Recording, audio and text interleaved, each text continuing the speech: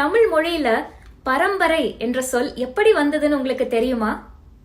வாங்க இந்த பதிவுல நாம தெரிஞ்சுக்கலாம். முதல் தலைமுறை, அதாவது ஃபர்ஸ்ட் ஜெனரேஷன் தான் நாம.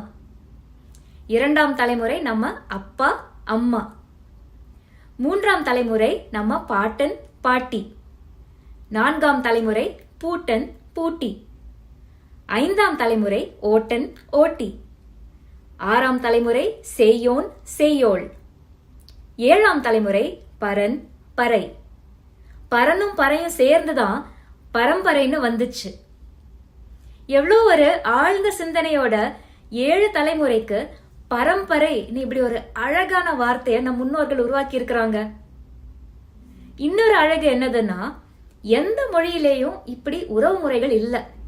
இது தமிழுக்கு உரிய ஒரு தனி சிறப்பு. இந்த உறவு முறைகளையும் அவங்களோட பெயர் தெரிஞ்சிருந்தா பெயர்களையும் உங்க குழந்தைங்களுக்கு கற்றுக்கொடுங்க. உங்க பரம்பரையை பற்றியும் தமிழ் மொழியின் சிறப்பை பற்றியும் அடுத்த தலைமுறைக்கு கொண்டு போய் சேருங்க.